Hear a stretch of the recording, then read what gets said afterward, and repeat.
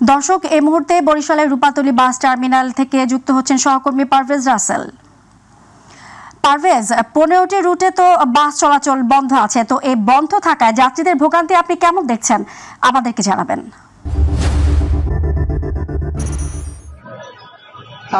ফৌজিয়া, যেমনটা জানাতে চাই, আমি এই মুহূর্তে রয়েছি বরিশাল কেন্দ্রীয় নতুল্লাবাদ বাস টার্মিনালে। আপনি এর আগে আসলে জানেন যে বরিশাল থেকে প্রায় 16টি রুটে কিন্তু দূরপাল্লা সহ অভ্যন্তরীণ 16টি রুটে কিন্তু বাস চলাচল বন্ধ রেখেছে।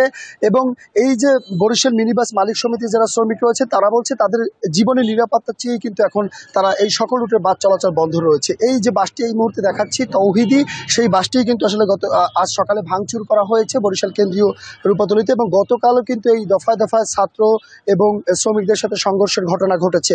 শ্রমিকরা স্পষ্ট বলছে যে তারা আসলে নিরাপত্তা চায়। কোনো কিছু হলেই পরে বিভিন্ন ছাত্র সংগঠন, বিভিন্ন ব্যানারে কিন্তু তাদের উপরে হামলা করে।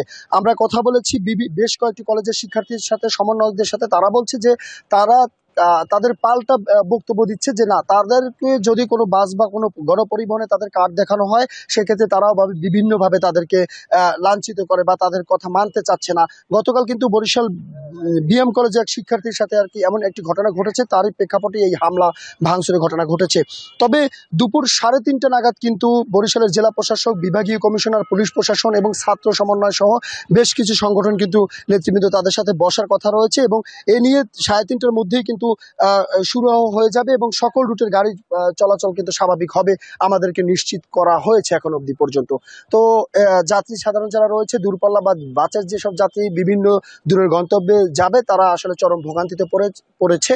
এবং যদি 3:30টার মধ্যে সকল সমন্বয়ে বাস চলাচল স্বাভাবিক হয় তবে সে দুর্ভোগটা আসলে কেটে যাবে। তো আপাতত এই রয়েছে বরিশাল রূপাতলী থেকে আমার কাছে ধর্মঘটের যতটুকু তথ্য ছিল। ফৌজিয়া।